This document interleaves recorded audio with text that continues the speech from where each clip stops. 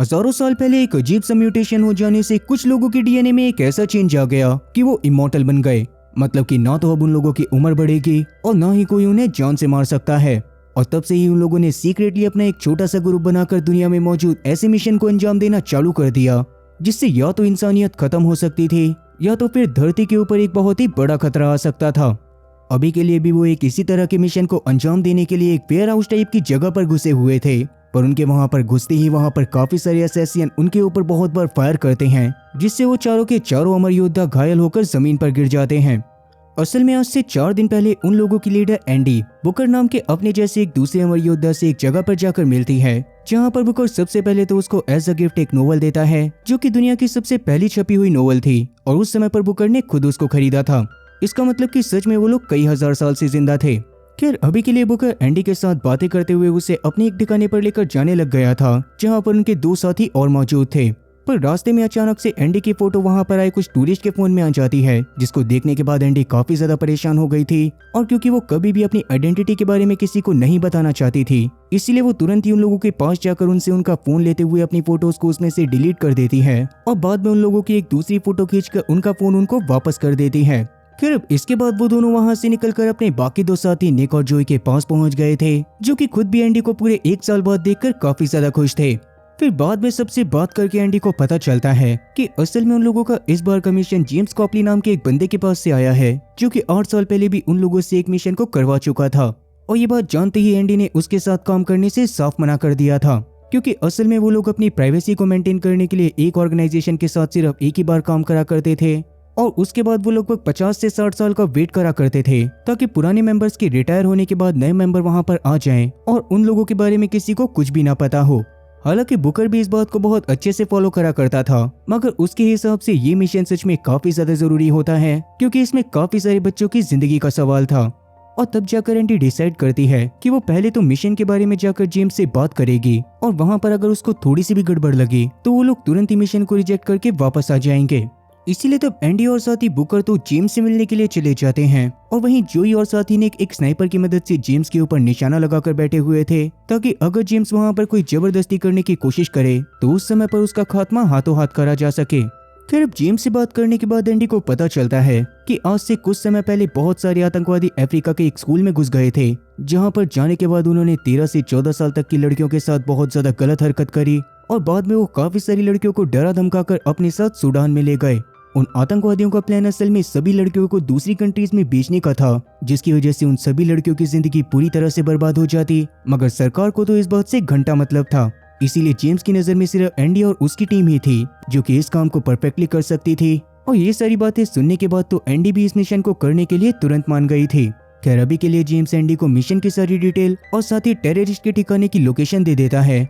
और एंडी भी तब अपने काफी सारे पुराने हथियारों को पैक करके अपनी टीम के साथ सूडान में पहुंच जाती है। वहां जाने के बाद वो लोग रात होने का वेट करते हैं और रात होने के बाद ही उन्होंने आतंकवादियों के बेस के ऊपर धावा बोल दिया था, जिस दौरान सबसे पहले तो वो बाहर मौजूद सारे के सारे आतंकवादियों को बहुत बुरी तरह से जान से मार देते हैं और बाद में उनके बेस के अंदर जाते हुए बाकी लोगों को मारने लगते हैं। पर अंदर जाने पर उन्हें पता चलता है कि वहां पर असल में कोई भी लड़की नहीं थी और ये देखने के बाद तो एंडी को कुछ भी समझ में नहीं आता। पर तभी अचानक से वहां पर 20 से 25 असैसिन आकर एंडी और उसकी टीम के ऊपर लगातार फायरिंग करना चालू कर देते हैं, जिस दौरान बहुत सारी गोलियां लग जाने की वजह से वो चारों काफी ज्यादा घायल हो गए थे और घायल होकर जमीन पर गिर पड़े थे। तब उन असैसिन के लीडर को भी समझ में नहीं आ रहा था कि आखिरकार सिर्फ 4 जनों को मारने के लिए इतनी बड़ी टीम को हायर क्यों करा गया था। वो इस बात का मजाक बनाने लगता है, पर तभी अचानक से एंडी और उसकी पूरी टीम धीरे धीरे रिकवर करना चालू कर देती है और उनके शरीर से गोलियां भी अपने आप निकलने लग गई थी, जो देखकर तो असैसिन के लीडर के चेहरे पर डाउनलोड पेंडिंग वाली फीलिंग आ जाती है।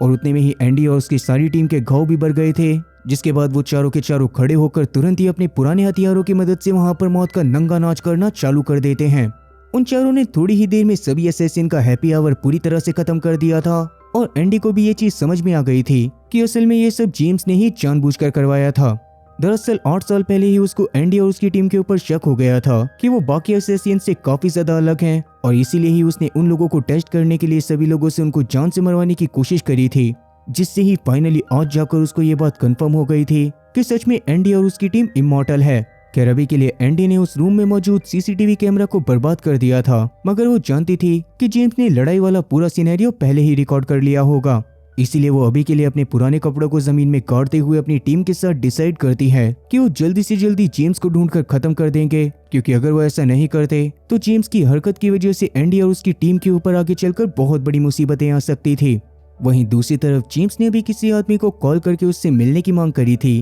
और वो आदमी भी उससे मिलने के लिए मान गया था। अब इसके साथ ही कहानी वहां पर से अफगानिस्तान में आती है, जहां पर नील नाम की एक सोल्जर एक आतंकवादी को ढूंढते हुए एक छोटे से गांव में आ गई थी, जहां के लोगों ने उस आतंकवादी से डर कर उसको अपने घर के अंदर छुपाया हुआ था। लेकिन कुछ औरतें नील से बातें करते हुए उसे आंखों ही आंखों में आतंकवादी के घर के अंदर होने के बारे में बता देती हैं और नील भी तो तुरंत ही अंदर जाकर उस आतंकवादी को गोली मार देती है। पर क्योंकि नील को उस आतंकवादी को जिंदा पकड़ के उसके बाकी साथियों के बारे में पता करना था, इसीलिए वो अपने दोस्त के साथ उस आतंकवादी को जिंदा रखने की कोशिश कर रही थी। पर तभी अचानक से उस आतंकवादी ने अपने पास से एक खंजर को निकालकर नील के गले को बहुत बुरी तरह से काट दिया था। वहीं दूसरी तरफ एंडी अभी अपनी टीम के साथ एक ट्रेन की मदद से किसी सेफ लोकेशन की तरफ जा रही थी, जिस दौरान सोते हुए अचानक से उन सभी लोगों को नील के विजन्स आने लगते हैं, जिसको देखने के बाद वो घबराते हुए उठ गए थे। और तब एंडी को ये बात समझ में आ गई थी कि असल में उनकी टीम के अंदर अब एक नया मेंबर आने वाला है, क्योंकि पूरी दुनिया में अगर किसी भी इंसान को अमरता का वरदान मिलता था तो उस समय पर बाकी सारे लोगों को भी उसके विजन्स आया करते थे। और ये चीज जानने के बाद सब लोग काफी ज्यादा दुखी हो गए थे, क्योंकि बेशक से अगर नॉर्मल इंसान को बोला जाए कि उसे अमरता का वरदान दे दिया जाएगा तो हो सकता है कि वो काफी ज्यादा खुश हो, मगर जब वो वक्त के साथ आगे बढ़ते हुए अपने करीबी लोगों को खोता है तो उस समय से ही उसको ये वरदान किसी शाप की तरह लगने लगता है। अब वैसे अगर आप लोगों को भी कोई ऐसी पावर मिले जिससे आप लोग दुनिया के अंत तक जिंदा रह सको तो आप लोगों को कैसा लगेगा, इस बारे में भी कमेंट सेक्शन में जरूर बताना। खैर अभी के लिए नील को अपनी टीम में मिलाना काफी ज्यादा जरूरी था, इसीलिए थोड़ा सा दुखी होने के बावजूद भी एंडी ट्रेन से उतरकर सीधा उसकी लोकेशन की तरफ जाने लगती है। और वहीं दूसरी तरफ अपने आर्मी कैंप में अब तक नील को भी होश आ गया था। उसके बचने के बिल्कुल 0% चांसेस थे, इसीलिए उसके बचने के बाद सभी लोग काफी ज्यादा शॉक होते हैं। इवन यहाँ पर सबसे ज्यादा शॉकिंग मूवमेंट तो तब आता है जब नील अपनी गर्दन पर से अपने बैंडेज को हटाकर देखती है कि उसकी गर्दन का घाव पूरी तरह से हील कर गया था और ऐसा लग ही नहीं रहा था जैसे कि उसकी गर्दन को किसी ने बुरी तरह से काट दिया हो। अब नील की हालत को देखने के बाद उसकी दोस्त भी काफी ज्यादा शॉक थी, पर नील के पास भी एक्सप्लेनेशन देने के लिए कुछ भी नहीं था, इसीलिए वो तुरंत ही अपने कपड़ों को पहनकर वहां से बाहर चली जाती है। वहीं जेम्स अभी के लिए मैरिक नाम के एक बंदे से मिलने के लिए आया होता है, जिसकी एक बहुत ही बड़ी कंपनी थी और अभी के लिए वो अपनी कंपनी में कुछ ऐसे एक्सपेरिमेंट के ऊपर वर्क कर रहा था जिससे इंसानों के जीने की क्षमता को बढ़ाया जा सके। अभी के लिए उसके वेबिनार के खत्म होने के बाद जेम्स जाकर उससे बात करता है और उसके साथ गाड़ी में बैठते हुए उसको एंडी और उसके साथियों की वीडियोस दिखाता है, जो देखकर तो मैरिक के चेहरे की हवाइयां उड़ गई थी। और क्योंकि अब वो एंडी और उसके साथियों के डीएनए के ऊपर टेस्टिंग करना चाहता था, इसीलिए वो जेम्स को अपना सबसे काबिल बंदा देकर एंडी और उसके साथियों को पकड़ कर लाने को बोलता है ताकि उनके ब्लड के ऊपर टेस्टिंग करी जा सके। दूसरी तरफ नील को भी कुछ भी समझ में नहीं आ रहा था, इसीलिए वो एक्सरसाइज करते हुए इन सब चीजों के बारे में सोचने लगती है। पर तभी अचानक से उसका सीनियर उसके पास आकर उसको बताता है कि नाइल के शरीर के काफी सारे टेस्ट करने के लिए आज ही उसको जर्मनी में भेजा जाने वाला था। ये बात सुनने के बाद नील काफी ज्यादा परेशान होते हुए साइड में जाकर गाने सुनने लग गई थी और थोड़ी ही देर में उसके पास 2 सोल्जर भी आ गए थे जो कि उसको अपने साथ जर्मनी में लेकर जाने वाले थे। पर तभी अचानक से वहां पर एंडी पहुंचकर उन दोनों सोल्जर के ऊपर मारते हुए उन्हें बेहोश कर देती है और साथ ही उसने नाइल को भी बेहोश कर दिया था और बाद में वो नाइल को एक आर्मी ट्रक में डालकर अपने साथ कहीं पर लेकर जाने लग गई थी। पर रास्ते में नाइल को होश आ जाता है और वो तुरंत ही गाड़ी के पीछे वाली डिग्गी को खोलकर वहां से नीचे कूद जाती है। पर क्योंकि एंडी के हिसाब से एंडी के पास ज्यादा टाइम नहीं था, इसीलिए उसने गाड़ी से उतरने के बाद सीधा नाइल को गोली मार दी थी। पर नाइल अगले ही पल वापस से उठ खड़ी होती है, जो देखने के बाद तो नाइल के पूरी तरह से होश उड़ गए थे। पर उसको लग रहा था कि शायद ये सारी चीजें किसी ड्रग के असर की वजह से हो रही थी। मगर एंडी तब उसको अपने साथ एक प्लेन में ले जाते हुए उसको समझाने लगती है कि वो भी अब एक अमर योद्धा बन गई है और वो लोग कभी भी नहीं मरेंगे। अब वैसे नाइल एंडी की सारी बातों को ध्यान से सुन तो रही थी, मगर उसे एंडी की किसी भी बात के ऊपर भरोसा नहीं होता और इसीलिए वो एंडी के सोने के बाद उसके हाथ को एक बेल्ट से बांध देती है और पायलट से जबरदस्ती प्लेन को नीचे लैंड करवाने को बोलती है। मगर उतने में ही एंडी की आंख भी खुल गई थी और किसी तरह से खुद को फ्री करवाने के बाद नाइल से लड़ाई करने लग जाती है, जिस दौरान उसने जानबूझकर नाइल के सामने ही उसके हाथ और पैर दोनों को तोड़ दिया था। ये देखने के बाद तो नाइल का भी पूरी तरह से दिमाग चकरा गया था और इसीलिए वो चुपचाप एंडी के साथ उसकी बाकी टीम के पास फ्रांस में पहुंच जाती है। तो बाकी सबके साथ खाना खाते हुए नाइल को ये बात पता चलती है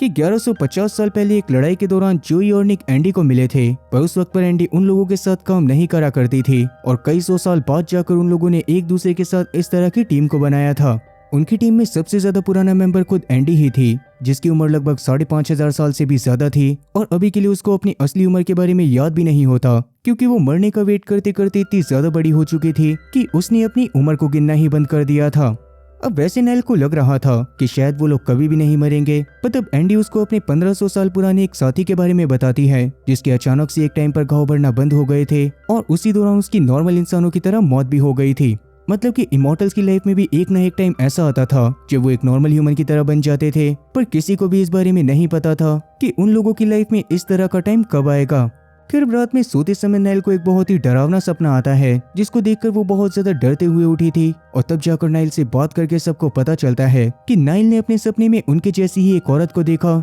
जिसको काफी सारे गांव वालों ने मिलकर एक ताबूत में डालकर समंदर के अंदर फेंक दिया था। और जैसा कि उन लोगों के घाव भर जाया करते थे, तो बार बार पानी के अंदर दम घुटने की वजह से मरने के बाद भी वो औरत लगातार जिंदा हुए जा रही थी। और आज इस बात को लगभग 500 साल पूरे हो चुके थे, पर उसके बावजूद भी समंदर के अंदर वो औरत अभी भी जिंदा थी। ये सारी बातें सुनने के बाद तो एंडी और बाकी सारे लोग बहुत बुरी तरह से शॉक हो जाते हैं, क्योंकि असल में वो औरत कोई और नहीं बल्कि एंडी की पार्टनर क्वीन थी, जिसके साथ 500 साल पहले एंडी एक गांव में कुछ लड़कियों को छुड़वाने के लिए गई थी, क्योंकि गांव वाले उन लड़कियों को चुड़ैल समझा करते थे। लेकिन थोड़ी सी प्लानिंग गड़बड़ाने की वजह से गांव वालों ने एंडी और साथी क्वीन को भी पकड़ लिया था और उन दोनों को भी चुड़ैल घोषित कर दिया गया था। इसीलिए गांव वालों ने काफी बार एंडी और क्वीन को अपने सामने फांसी पर भी चढ़ाया था, लेकिन अमर होने की वजह से वो बिल्कुल भी नहीं मरती थी, जिससे गांव वाले उन्हें सच में चुड़ैल मारने लग गए थे और उन्हें टॉर्चर करके अलग अलग तरह से मारने की कोशिश करा करते थे। पर जब काफी ज्यादा कोशिश करने के बावजूद भी वो दोनों नहीं मरी, तो गांव वालों को ऐसा लगने लग गया जैसे कि वो दोनों साथ में रहकर पावरफुल रहती हैं।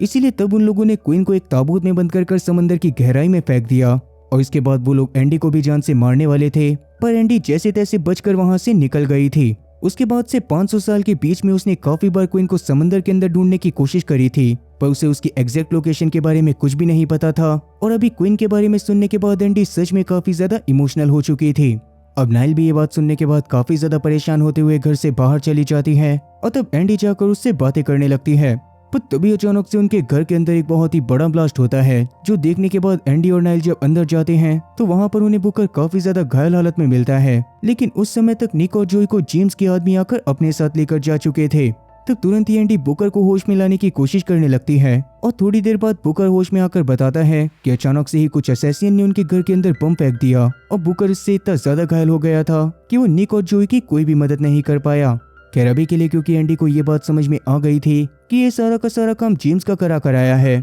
और क्योंकि अभी तक जेम्स के साथ ही चर्च के नीचे ही मौजूद थे, इसीलिए वो तुरंत ही अपने हथियारों को उठाकर गुस्से में निक और जोई को बचाने के लिए जाने लगती है। नीचे जाने के बाद वो नीचे मौजूद असैसिन्स को बहुत ही बुरी तरह से जान से मारना चालू कर देती है और उन सभी लोगों को एक एक करके जिंदगी के साथ भी और जिंदगी के बाद भी वाली पॉलिसी को यूज करने का मौका देने लगती है, जिसका सब्सक्रिप्शन भी उन लोगों के लिए एकदम फ्री लगता जा रहा था। वहीं जेम्स भी अभी पास में एक वैन में बैठकर ये सारी चीजें बहुत ही ध्यान से देख रहा था, और क्योंकि वो इस बात को समझ गया था कि अभी के लिए एंडी और बाकी सबको पकड़ना पॉसिबल नहीं हो पाएगा, इसीलिए अभी के लिए वो बस जॉय और निक को लेकर वहां से निकल जाता है। इस बारे में पता चलने के बाद एंडी को बहुत ज्यादा गुस्सा तो आया था, पर क्योंकि अभी उसे नाइल और साथी बुकर को भी सेफ रखना था, इसीलिए वो उन दोनों को अपने साथ पास की एक केव के पास ले जाती है, जिसको उसने एक लड़ाई के दौरान हजारों साल पहले ढूंढा था, जिसके बारे में प्रेजेंट टाइम पर किसी को कुछ भी पता नहीं होता। लेकिन एंडी वहां पर सीक्रेटली अपने काफी सारे सामान को रखा करती थी। वहीं जेम्स अभी तक जॉय और निक को अपने साथ लेकर मैरिक के पास पहुंच गया था, जहां मैरिक उन दोनों को देखने के बाद लगातार जानबूझकर उनके ऊपर अटैक करने लगता है ताकि वो उनकी एबिलिटीज को चेक कर सके। उस समय पर जॉय और निक की हालत को देखने के बाद जेम्स को उनके लिए काफी ज्यादा बुरा लग रहा था,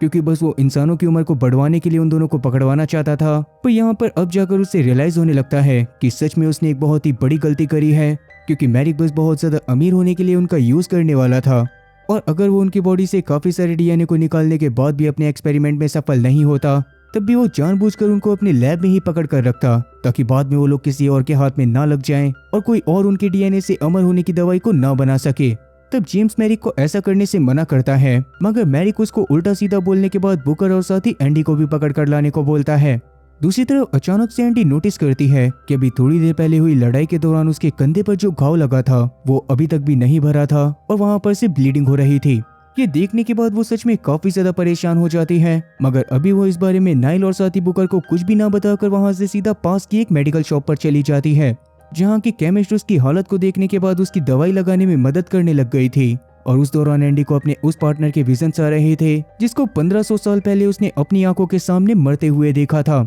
वहीं दूसरी तरफ मैरिक अभी अपनी लैब के अंदर निक और जोई के ऊपर लगातार एक्सपेरिमेंट करे जा रहा था, मगर अभी तक भी उसको उसके रियल वाली विजन के लिए कोई भी लीड नहीं मिली होती। तब एक बार वापस से जेम्स उसके पास आकर उसे ऐसा करने से रोकने की कोशिश करता है, मगर इस बार भी मैरिक ने उसे बहुत ज्यादा सुना दिया था और वो जेम्स की बात को सुनने के लिए तो तैयार ही नहीं था। दूसरी तरफ बुकर ने अब तक निक और साथी जोई की लोकेशन के बारे में पता लगा लिया होता है, इसीलिए वो तुरंत ही नाइल और साथी एंडी के साथ उस लोकेशन की तरफ जाने लग गया था, जहाँ पर थोड़ी ही देर में वो लोग एक घर के पास पहुंच जाते हैं। तब अंदर जाने से पहले बुकर एंडी को एक गन देता है और खुद आगे जाकर आगे के रास्ते को क्लियर करने की बात करता है। उसके जाने के बाद एंडी नाइल से भी गन उठाने को कहने लग गई थी, मगर नाइल अपनी इस लाइफ की वजह से काफी ज्यादा डिमोटिवेट हो गई होती है और अभी के लिए वो एंडी और उसके साथियों का किसी भी चीज में साथ नहीं देना चाहती थी, इसीलिए वो वहां पर से अपने घर पर जाने की बात करती है। शुरू में तो एंडी तब उसको सब कुछ एक्सेप्ट करने को बोलती है, मगर जब काफी ज्यादा समझाने के बावजूद भी नील उसकी बात को नहीं सुनती तो एंडी उसको अपने पास मौजूद गन देकर वहां से सेफली घर जाने को बोलती है।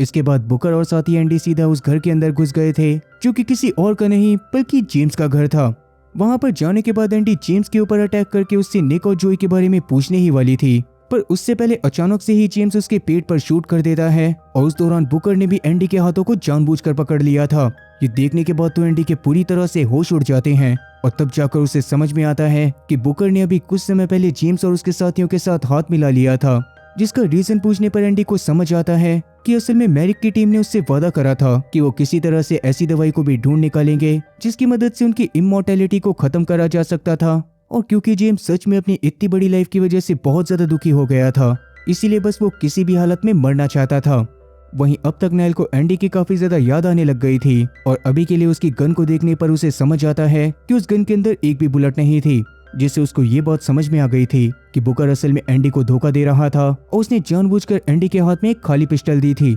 ये बात जानने के बाद वो तुरंत ही जेम्स के घर की तरफ जाना चालू कर देती है, जहाँ पर बुकर भी अब तक ये चीज देखने के बाद काफी ज्यादा शॉक था कि बहुत ज्यादा देर होने के बावजूद भी अभी तक एंडी का खून बहना बंद नहीं हुआ था। ये देखने के बाद बुकर सच में काफी ज्यादा परेशान हो गया था, पर तभी अचानक से वहां पर मैरिक और उसके साथी पहुंच जाते हैं, जिन्होंने तुरंत ही बुकर और एंडी के ऊपर अटैक करके उन्हें पकड़ लिया था। उस दौरान जेम्स मैरिक को समझाने की कोशिश कर रहा था कि एंडी अभी मॉर्टल नहीं रही है, पर उसके बावजूद भी मैरिक उसको पकड़कर अपने साथ अपनी लैब पर ले जाता है और अब वो निक और जोई के साथ साथ एंडी और बुकर के ऊपर भी एक्सपेरिमेंट करने लग गया था। दूसरी तरफ नाइल अब तक जेम्स के घर में पहुंच जाती है, जहां पर वो जेम्स को गन पॉइंट पर लेने के बाद अपने साथियों के बारे में पूछने लग गई थी और तब जेम्स ने भी उसको मैरिक की कंपनी की लोकेशन के बारे में बता दिया था। साथ ही तब नाइल को ये बात भी पता चलती है कि 8 साल पहले से ही जेम्स लगातार एंडी और उसकी टीम के ऊपर बहुत ज्यादा रिसर्च कर रहा था, जिसके बारे में अचानक से एक दिन मैरिक को पता चल गया था और उसने ही जेम्स से बाकी सारे लोगों को पकड़ने के लिए भी कहा था।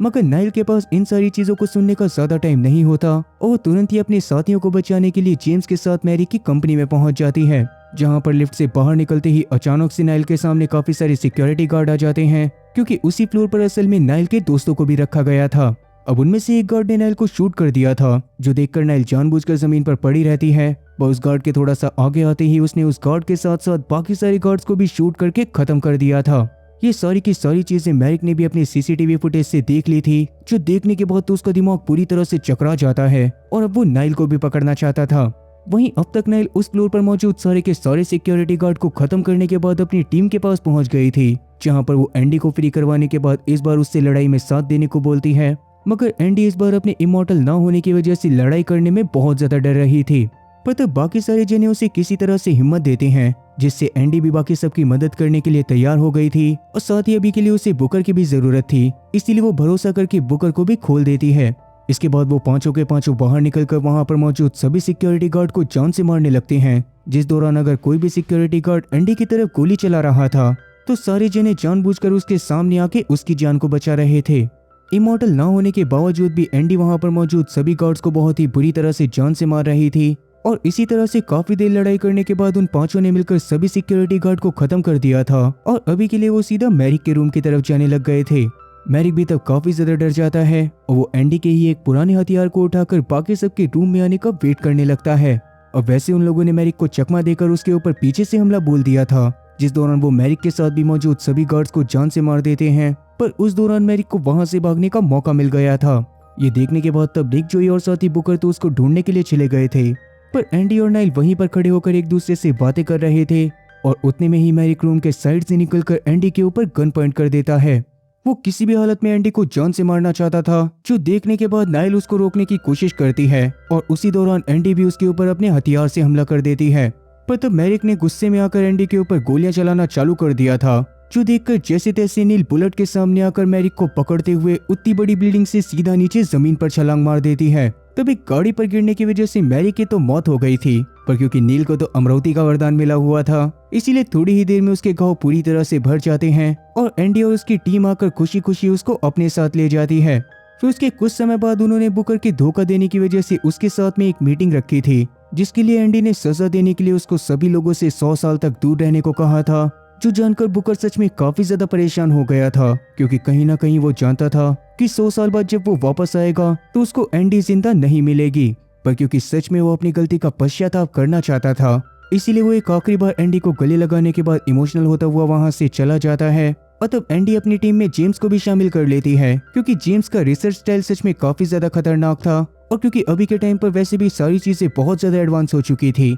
इसीलिए एंडी चाहती थी कि अगर वो लोग किसी भी जगह पर जाकर किसी मिशन को अंजाम दें तो जेम्स बाद में उस जगह पर जाकर उनके वहां पर होने के सारे सबूत मिटा दे। और तब जेम्स भी इस काम को करने के लिए खुशी खुशी मान गया था। वहीं बुकर अभी जिस जगह पर रहने के लिए गया था, वहां एक दिन अपने अपार्टमेंट में जाने पर वो बहुत ही बुरी तरह से शॉक हो जाता है, क्योंकि उसके सामने क्वीन बैठी हुई थी, जिसके ताबूत को किसी ने समुद्र से निकाल दिया था और अभी तक उसने जो भी दर्द झेला था वो इस चीज का जिम्मेदार एंडी को मान रही थी, क्योंकि एंडी ने उसके हिसाब से उसको ढूंढने की कोशिश नहीं करी और वो एंडी से इसी बात का बदला लेना चाहती थी। अब वैसे इस मूवी का ये वाला पार्ट यहीं पर खत्म होता है और इसके आगे की कहानी हमें इसके दूसरे पार्ट के जरिए 2025 में ही देखने को मिली है। तो इसके दूसरे पार्ट की शुरुआत एक औरत से होती है, जो कि एक बहुत ही बड़े शिप को अपने साथ समंदर के बीच में लेकर आ गई थी, जहां पर से वो किसी तरह से एक ताबूत को निकलवाती है और जब उस ताबूत को तोड़ा जाता है तो उसके अंदर क्वीन मौजूद थी, जो कि बाहर की दुनिया में इतने दिनों बाद सांस लेने के बाद बहुत जोर से चिल्लाती है। खैर वहीं इस बारे में अभी एंडी और उसकी टीम को कुछ भी नहीं पता था और अभी के लिए भी वो अपनी पूरी टीम के साथ एक मिशन पर आए होते हैं, जहां पर उन्हें एक बहुत ही बड़े टेररिस्ट के बारे में पता चला था, जो कि बहुत ही सारे खतरनाक हथियारों को एक साथ खरीद रहा था। अब अभी के लिए क्योंकि एंडी इमॉर्टल नहीं थी, इसीलिए उस समय पर वो जेम्स के साथ ही बाहर से घर के ऊपर नजर रख रही होती है और निक और जोई के इशारा करने के बाद ही वो घर के अंदर जाने वाली थी। निक और जोई तब घर के अंदर जाकर सभी लोगों का ध्यान बहुत ही बुरी तरह से भटकाते हैं, जिससे ज्यादातर सारे गार्ड उन दोनों के पीछे लग गए थे और वो दोनों अलग अलग सुपर कार में बैठकर वहां से निकल गए थे। अब इतनी बड़ी भगदड़ हो जाने की वजह से एंडी, जेम्स और साथ ही नाइल को उस घर में घुसने का मौका मिल जाता है और घर के अंदर जाने के बाद सभी गार्ड्स को बहुत ही बुरी तरह से जान से मार देते हैं। और इस मूवी की फर्स्ट लड़ाई भी सच में काफी ज्यादा कमाल की थी। खैर अभी के लिए उन लोगों ने सभी गार्ड्स को जान से मारने के बाद वहां पर मौजूद कॉनरॉड को भी जान से मार दिया था, जो कि असल में उन वेपन्स को खरीदने वाला बायर था, पर एंडी की टीम ने उसको जान से मार दिया था। वहीं दूसरी तरफ निक और साथी जोई के पीछे जो गार्ड्स लगे हुए होते हैं, उनकी गाड़ियों का किसी तरह से एक्सीडेंट करवाकर जोई निक की गाड़ी में आने की कोशिश करता है, पर उनकी गाड़ी से उस समय पर एक दुश्मन की गाड़ी आकर टकरा जाती है। उस दौरान जोई का एक पैर टूट गया था और अभी तक काफी सारे बाइक वाले बंदे भी उनकी गाड़ी के पीछे आने लग गए थे। तब जोई जैसे तैसे अपने आप को संभालते हुए अपने पैर को सही करता है और फिर लात मारकर वो गाड़ी वालों का एक्सीडेंट करवाने के बाद खुद गाड़ी के अंदर आ जाता है। पर तभी अचानक से एक गाड़ी ने आकर उनकी गाड़ी को ठोक दिया था और उनकी गाड़ी समंदर के अंदर जा गिरी थी, जहां पर से जैसे तैसे वो तैरकर समंदर के बाहर आ जाते हैं और मिशन कंप्लीट होने की वजह से घर पर जाकर बाकी सबके साथ पार्टी करने लगते हैं। पर पार्टी के बीच में कॉल आ जाने की वजह से जेम्स कूद कर वहां से जाना पड़ता है और उसके बाद जोई और निक भी अपने रूम में आराम करने के लिए चले गए थे, क्योंकि ऑलरेडी उन्होंने बहुत ज्यादा ड्रिंक कर ली थी। तब नाइल वहां पर एंडी से बातें करते हुए उसके मॉडल होने वाले एक्सपीरियंस के बारे में बात करती है, मगर एंडी के हिसाब से वो मॉडल हो जाने के बाद से काफी ज्यादा खुश थी और उसे ये बात समझ आ गई थी कि मॉडल होना सच में एक तरह का वरदान ही है। अब वो दोनों इस बारे में बातें कर ही रहे थे कि तभी अचानक से जेम्स एक औरत की फोटो दिखाते हुए उन्हें एक बुरी खबर देता है कि असल में उन लोगों ने कॉनरेड नाम के जिस आदमी को जान से मारा था वो असल में मेन बंदा नहीं था, और मेन बंदा जिसने कॉनरेड से वो सारे के सारे वेपन्स मंगवाए थे वो असल में फोटो वाली औरत थी। उस फोटो को देखने के बाद तो नाइल के पूरी तरह से होश उड़ गए थे, क्योंकि काफी समय से उसको उस औरत के विजन्स आ रहे थे जिसमें वो उस औरत को एक लाइब्रेरी में जाकर वहां के लाइब्रेरियन को मारने के बाद वहां की किताबें चुराते हुए देख रही थी। अब नाइल इन सब बातों को लेकर काफी ज्यादा परेशान हो रही थी, पर एंडी उससे बातें करते हुए उसको संभालती है और साथ ही उसको ये भी समझाती है कि जब भी उनकी किस्मत में किसी भी मुसीबत से लड़ना लिखा होगा तो वो मुश्किल खुद ब खुद उनके सामने आ जाएगी। खैर अभी के लिए एंडी कुछ इन्फॉर्मेशन को निकालना चाहती थी, इसीलिए वो जेम्स के साथ एक जगह पर जाने का डिसाइड करती है जिसके बारे में उसने नाइल, जोई और निक को कुछ भी नहीं बताया था। वहीं दूसरी तरफ बुकर अभी के लिए पेरिस में रह रहा था, जहाँ पर दुखी होने की वजह से वो बहुत ज्यादा नशे करके अपने घर में जाता है। तो उसके सामने वहाँ पर क्वीन मौजूद होती है, जो कि वहाँ पर बुकर से एंडी की लोकेशन के बारे में जानने के लिए आई थी ताकि वो एंडी को जाकर मार सके। पर अभी के लिए जब बुकर उसको कुछ भी नहीं बताता तो क्वीन उसको बेहोश करने के बाद किडनैप करते हुए कहीं पर लेकर जाने लगती है। और वहीं दूसरी तरफ अब तक एंडी और साथी जेम्स एक दूसरे के साथ कहीं पर जा चुके थे। उसी समय पर जोई भी अचानक से निक के सामने बहाना बनाते हुए कुछ दिन अकेले रहने की बात करता है, जो सुनने के बाद निक को थोड़ा सा अजीब तो लगा था, पर अभी के लिए वो जोई की बात को मान जाता है। पर जोई वहां से निकलकर कहीं पर जा ही रहा था। उसी समय पर निक नाइल के पास जाकर उसे अपने साथ जोई का पीछा करने को बोलने लगता है, क्योंकि वो जानता था कि जोई जरूर ही किसी बहुत ही जरूरी काम से जा रहा है, क्योंकि पिछले 1000 साल से वो साथ में थे पर कभी भी जोई ने अकेले रहने की मांग नहीं करी थी। इसीलिए तब नाइल भी निक की बात को मान जाती है और वो दोनों जोई का पीछा करना चालू कर देते हैं। वहीं क्वीन अब तक बुकर को किडनैप करके अपने साथ समुद्र के किनारे बने एक घर पर लेकर आ गई थी, जहां पर आने के बाद वो उसको बांधते हुए बहुत ज्यादा टॉर्चर करती है और उससे लगातार एंडी के बारे में पूछती रहती है। असल में 500 सालों तक जब तक वो समुद्र में थी तब तक उसको यही लगता था कि शायद एंडी को भी किसी न किसी ट्रैप में बांधकर कहीं पर छोड़ दिया गया होगा और इसी वजह से वो क्वीन की मदद करने के लिए नहीं आई। पर बाहर आने के बाद जब उसको पता चला कि पिछले 500 साल से एंडी फ्री घूम रही थी और साथ ही उसने क्वीन को ढूंढने की कोशिश नहीं करी थी, तो क्वीन को उसके ऊपर बहुत ज्यादा गुस्सा आया और उसने एंडी से इस बात का बदला लेने का डिसाइड करा। तो बुकर वहां पर क्वीन को समझाने की भी कोशिश करता है कि एंडी सच में उससे आज भी बहुत ज्यादा प्यार करती है और वो उसके बारे में बिल्कुल भी नहीं भूलती थी। वो हमेशा उसके बारे में बात करती रहती थी। पर ये सारी बातें सुनने के बाद भी क्वीन को इन सारी बातों पर भरोसा नहीं होता। तो बुकर उसको साफ कह देता है कि वैसे तो अभी उसे एंडी के पते के बारे में कुछ भी नहीं पता, पर अगर उसे एंडी का पता भी होता तब भी वो क्वीन के सामने मुंह खोलकर अब अपनी टीम वालों को बिल्कुल भी धोखा नहीं देता। वहीं दूसरी तरफ जोई का पीछा करते करते निक और साथी नाइल एक होटल के पास पहुंच गए थे, जहां पर जाकर वो जोई से जब डायरेक्ट बात करते हैं तब जाकर जोई उन्हें बताता है कि असल में वो सीक्रेटली बुकर से कांटेक्ट में था, क्योंकि टीम से निकाले जाने के बाद बुकर और ज्यादा परेशान हो गया था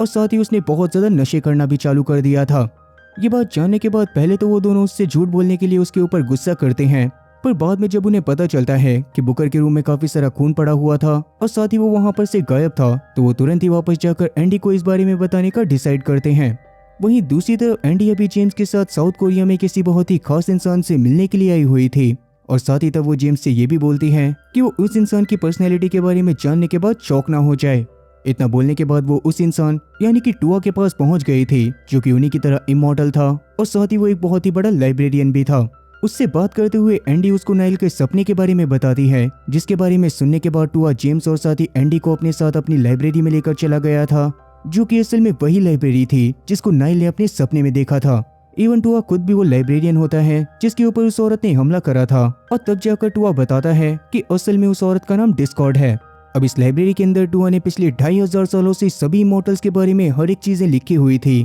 और ये कितना बड़ा डेटा था जिसको पढ़ने में ही काफी साल लग जाते। तब जेम्स इन सारी चीजों को देखने के बाद सच में काफी ज्यादा शॉक होता है, पर अभी के लिए टुआ अपनी बात को कंटिन्यू करते हुए बताता है कि असल में कुछ समय पहले डिस्कॉर्ड ने वहां पर आकर उसको घायल करा था और बाद में वो वहां पर से एंडी और उसके साथियों के बारे में लिखी गई किताबों को अपने साथ लेकर चली गई थी। अब ये बात जानने के बाद एंडी सच में काफी ज्यादा परेशान हो जाती है, क्योंकि डिस्कॉर्ड असल में वो पहली इंसान थी जिसको अमरता का वरदान मिला था और साथ ही तब टुआ की बातों से ये चीज भी क्लियर हो रही थी कि असल में 500 साल पहले जब क्वीन को समुद्र के अंदर फेंका गया था तो उस समय पर भी डिस्कॉर्ड और साथ ही टुआ वहीं पर मौजूद थे। उस समय पर टुआ क्वीन की मदद करना चाहता था, पर डिस्कॉर्ड उतनी ज्यादा हिम्मत नहीं जुटा पाई थी और इसीलिए गुस्से में आकर उसने डिसाइड करा था कि वो 500 सालों तक इतना ज्यादा पैसा कमाएगी कि वो पूरी दुनिया को खत्म कर सके, क्योंकि मॉर्टल्स यानी कि मरने वाले लोगों के द्वारा इमॉर्टल्स के ऊपर जो अत्याचार करे गए थे, जैसे कि उन्होंने क्वीन को लोहे के ताबूत के अंदर बंद करके समंदर में फेंक दिया था, इन सारी चीजों की वजह से डिस्कॉर्ड को सभी इंसानों से बहुत ज्यादा नफरत हो गई थी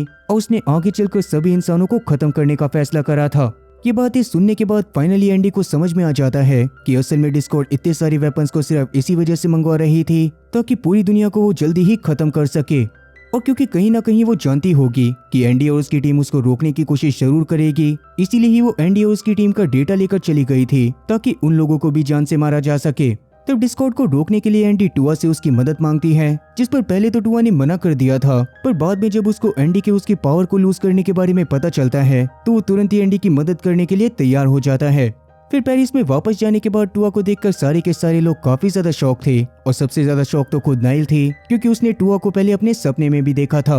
पर एंडी की बाकी सारी टीम भी काफी ज्यादा शॉक थी, क्योंकि असल में एंडी के अलावा उनमें से किसी को पता ही नहीं था कि उन सभी लोगों के अलावा भी दुनिया में काफी सारे इमॉर्टल एग्जिस्ट करते हैं। खैर अभी के लिए जैसे ही एंडी को बुकर के गायब होने के बारे में पता चलता है तो उसके पीछे भी उसे डिस्कॉर्ड का ही हाथ लगने लग गया था। पर तभी अचानक से जोई के फोन पर बुकर का कॉल आता है, जिसने जोई को अपनी लोकेशन के बारे में बता दिया था। और तब जोई भी निक के साथ जाकर उसे अपने साथ वापस से घर के अंदर ले आया था। जहां पर आते ही सबसे पहले तो बुकर एंडी से बातें करते हुए उसे क्वीन के वापस आ जाने के बारे में बताता है और साथ ही वो उसको एक लेटर भी देता है जो कि क्वीन ने जानबूझकर एंडी के लिए भिजवाया था। उस लेटर में क्वीन ने एंडी के लिए काफी सारी उल्टी सीधी बातें लिखी हुई थी, क्योंकि इतने सालों से एंडी आजाद थी पर उसके बावजूद भी वो क्वीन को नहीं ढूंढ पाई थी। तब एंडी उन सब बातों को पढ़ने के बाद काफी ज्यादा इमोशनल हो जाती है और साथ ही तब उसे नीचे क्वीन का एक नोट मिलता है जिसमें उसने एक लोकेशन के बारे में लिखा हुआ था ताकि बाद में एंडी उसके पास आकर उससे मिल सके। एंडी भी तब उसके पास जाने का डिसाइड कर लेती है, मगर नाइल और बाकी सारे उसको वहां पर नहीं जाने देना चाहते थे,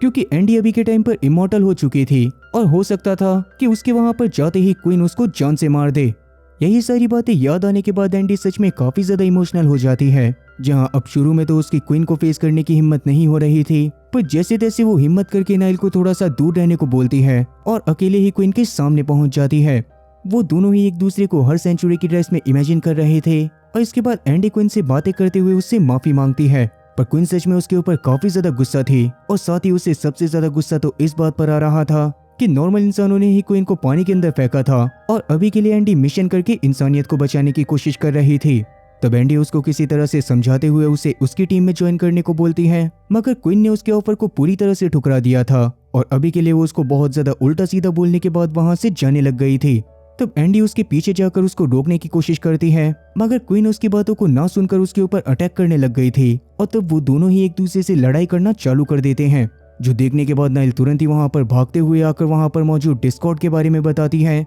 जिसको देखने के बाद एक पल को तो एंडी और साथ ही क्वीन रुक गए थे, मगर तब क्वीन वहां पर से डिस्कॉर्ड के पीछे पीछे ही जाने लग गई थी और तब जाकर एंडी को समझ में आ जाता है कि असल में डिस्कॉर्ड ने क्वीन को बस इसी वजह से फ्री करवाया था ताकि वो दुनिया को खत्म करने में उसका साथ दे सके। सब पता चलने के बाद वो क्वीन को ऐसा करने से रोकने की भी कोशिश करती है, मगर क्वीन उसके ऊपर अटैक करके सबसे पहले तो उसके गले में मौजूद अपना नेकलेस छीनती है और बाद में उसको काफी ज्यादा उल्टा सीधा बोलने के बाद वहां से चली जाती है। अब वैसे तो एंडी उसका पीछा करने में लग गई थी, पर थोड़े से भीड़ भाड़ वाले इलाके में आने की वजह से क्वीन उसकी आंखों के सामने से ओझल हो जाती है। पर वहीं दूसरी तरफ नाइल अभी तक भी डिस्कॉर्ड का पीछा कर रही थी। वो डिस्कॉर्ड का पीछा करते हुए एक पुराने से चर्च में पहुंच जाती है, जहां पर जाने के बाद डिस्कॉर्ड उससे बात करते हुए उसे बहुत ज्यादा बेवकूफ बोलती है, क्योंकि उसने एंडी की बातों में आकर अपने परिवार को खोने के डर से अपने परिवार तक को छोड़ दिया था। साथ ही तब डिस्कॉर्ड ये बात भी रिवील करती है कि असल में वो सबसे पहली इमॉर्टल थी और नाइल असल में सबसे आखिरी इमॉर्टल है। उन दोनों के हाथ में ही एक साइन बना हुआ था और डिस्कॉर्ड के हिसाब से अगर वो दोनों साथ में मिल जाते तो वो दोनों के दोनों पूरी दुनिया पर राज कर सकते थे। अब नाइल तो इन सारी चीजों में बिल्कुल भी इंटरेस्टेड नहीं होती, इसीलिए वो डिस्कॉर्ड के ऑफर को पूरी तरह से ठुकरा देती है और तब डिस्कॉर्ड भी उसको काफी ज्यादा उल्टा सीधा बोलते हुए वहां से निकल जाती है। अब डिस्कॉर्ड की बातें सुनने के बाद तो नाइल का वैसे भी पूरी तरह से दिमाग फट गया था, इसीलिए वो बेस पर जाने के बाद डिस्कॉर्ड की सारी बातों को अपने टीम वालों को बताती है, जो बात सुनने के बाद तो किसी को भी समझ नहीं आ रहा था कि नाइल के आखिरी इमॉर्टल होने का क्या मतलब था। उस समय पर एंडी तो इन सब चीजों के बारे में सोच ही नहीं रही थी, क्योंकि उसके दिमाग में लगातार क्वीन के ख्याल चल रहे थे कि वो आगे चलकर कभी उसको माफ करेगी या फिर नहीं।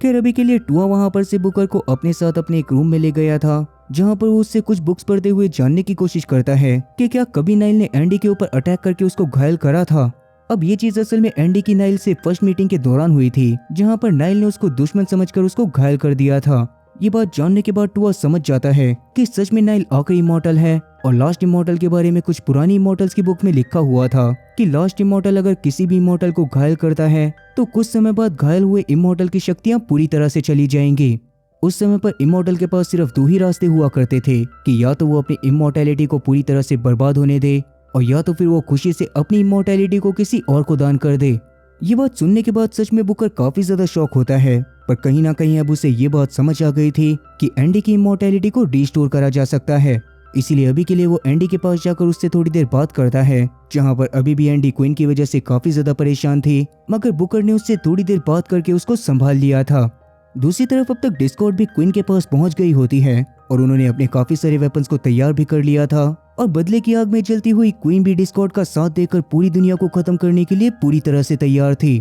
इसीलिए अभी वो अपने प्लान को एग्जीक्यूट करने के लिए सीधा जकार्ता में जाकर वहां पर मौजूद एक न्यूक्लियर फैसिलिटी के ऊपर अटैक कर देते हैं। जहां के गार्ड जब उनको रोकने की कोशिश कर रहे थे तो क्वीन ने बहुत ही बेरहमी के साथ एक एक करके उन सभी लोगों को जान से मार दिया था। और इसके बाद वो पूरी की पूरी न्यूक्लियर फैसिलिटी के ऊपर ही अपना कब्जा कर लेते हैं, जहां पर से ही वो अपने प्लान को एग्जीक्यूट करके वहां पर एक बहुत ही बड़ा धमाका करने वाले थे, जिससे पूरी दुनिया में मौजूद सभी ह्यूमंस के ऊपर एक बहुत ही खतरनाक असर पड़ता। वहीं दूसरी तरफ जब सुबह सुबह के टाइम पर नाइल लड़ाई की प्रैक्टिस कर रही थी तो उस समय पर टुआ और साथी बुकर उसके पास आ जाते हैं ताकि वो किताब में लिखी चीजों को कंफर्म कर सकें। हालांकि उन्होंने किताब में लिखी हुई चीज के बारे में नाइल को कुछ भी नहीं बताया था और वो भी उसके साथ प्रैक्टिस करने की मांग कर रहे थे, जिस दौरान प्रैक्टिस के दौरान ही जानबूझकर बुकर अपने आप को नाइल के हाथों से घायल करवा लेता है। पर जैसा कि किताब में लिखा हुआ था कि आखिरी मॉडल के द्वारा दिया गया घाव बिल्कुल भी सही नहीं होगा, तो काफी देर हो जाने के बावजूद भी बुकर का हाथ सही नहीं होता। इसी वजह से वो तुरंत ही एंडी के पास जाकर उससे बातें करने लगता है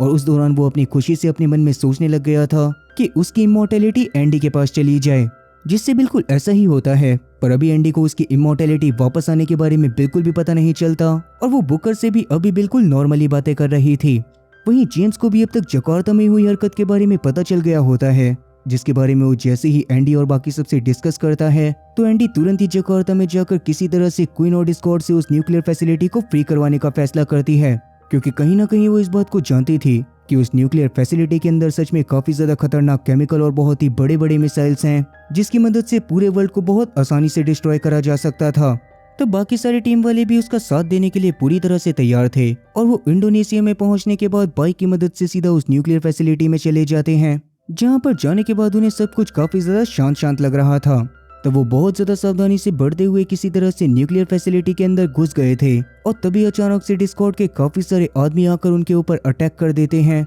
जिस दौरान उनसे लड़ाई करते हुए वो सारे के सारे एक दूसरे से अलग अलग हो गए थे। तब जोई, निक और टुआ जैसे तैसे एक दूसरे के साथ होकर सीधा कंट्रोल रूम की तरफ जाने लगते हैं, जहां पर जाते ही अचानक से उन लोगों के सामने एक बॉम्ब फट गया था। पर जैसा कि वो इमॉर्टल थे तो अभी के लिए उनकी बॉडी तो हील कर गई थी और वो तुरंत ही वहां पर मौजूद सभी गार्ड से लड़ाई करते हुए उन्हें खत्म करने लग गए थे। वहीं एंडी भी अभी सभी गार्ड्स को बहुत ही बुरी तरह से मार रही थी, जिस दौरान कुछ गार्ड ने उसके ऊपर टेजर स्टिक से अटैक करना चालू कर दिया था। पर तब भी एंडी जैसे तैसे अपने आप को संभालते हुए उनसे ही उनके वेपन को छीनती है और बाद में उसके आसपास मौजूद सभी गार्ड्स को खत्म कर देती है। वहीं अब तक टुआ, निक और साथ ही जोई वो तीनों भी कंट्रोल रूम के अंदर पहुंच गए थे, लेकिन वहां पर घुसते ही उनके ऊपर काफी सारे लिक्विड नाइट्रोजन को गिरा दिया गया था, जिससे वो बहुत ही बुरी तरह से जम जाते हैं और बाद में डिस्कॉर्ड के आदमी आकर उन्हें तुरंत ही एक बैग में डाल देते हैं। वहीं बाहर से जेम्स भी अभी कंट्रोल रूम को ही हैक करने की कोशिश कर रहा था, जिसके ऊपर भी एक गार्ड ने हमला करके उसको भी बेहोश कर दिया था।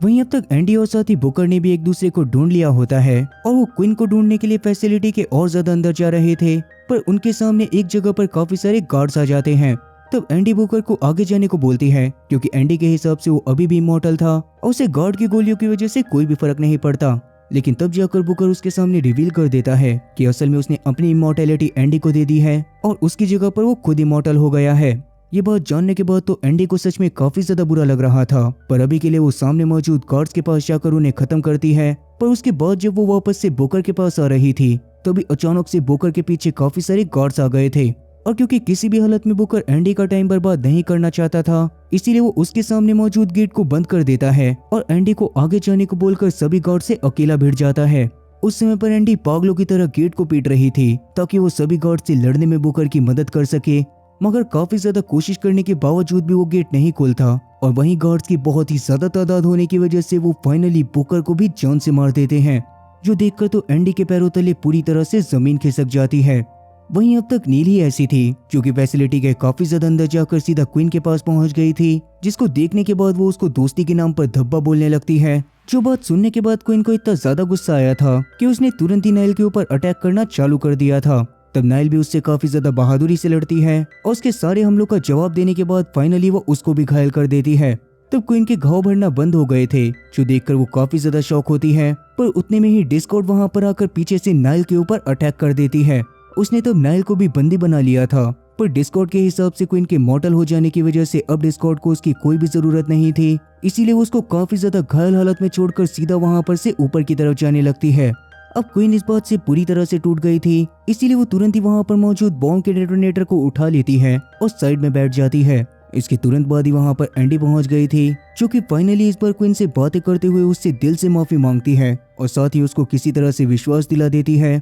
कि उन्हें किसी भी हालत में मॉर्टल्स की जान को बचाना पड़ेगा। और क्योंकि अब क्वीन को डिस्कॉर्ड की बुराई के बारे में भी पता चल गया था, इसीलिए वो फाइनली एंडी की बातों में आकर डेटोनेटर को साइड में रख देती है और एंडी को ऊपर जाकर उसके सभी साथियों को बचाने की सलाह देती है। एंडी भी तब भागकर सीधा ऊपर पहुंच गई थी, जहां के एक हेलीपैड से जल्दी ही डिस्कॉर्ड का एक हेलीकॉप्टर उड़ान भरने वाला था और उसी हेलीकॉप्टर के अंदर डिस्कॉर्ड ने एंडी की पूरी टीम को भी रखा हुआ था। तो एंडी अपने बारे में ना सोचकर तुरंत ही हेलीकॉप्टर के ऊपर छलांग मारती हुई उसको नीचे गिराने की कोशिश करने लगती है, मगर इसमें वो कामयाब नहीं हो पाई थी और डिस्कॉर्ड वहां पर से जाने लग गई थी। पर इसके अगले पल ही डिस्कॉर्ड को सोचते हुए सीधा एंडी के पास पहुंचती है, जहां पर आते ही उसने एंडी को तुरंत ही उससे लड़ाई के लिए चैलेंज कर दिया था, क्योंकि डिस्कॉर्ड को अपनी फाइटिंग स्किल के ऊपर काफी ज्यादा नाज होता है। इसके तुरंत बाद ही एंडी और साथ ही डिस्कॉर्ड में एक बहुत ही खतरनाक लड़ाई होना चालू हो गई थी और उस दौरान डिस्कॉर्ड का हेलीकॉप्टर बिल्डिंग के चारों तरफ चक्कर मारे जा रहा था। उन दोनों की इसी तरह से लड़ाई काफी देर तक चलती जा रही थी,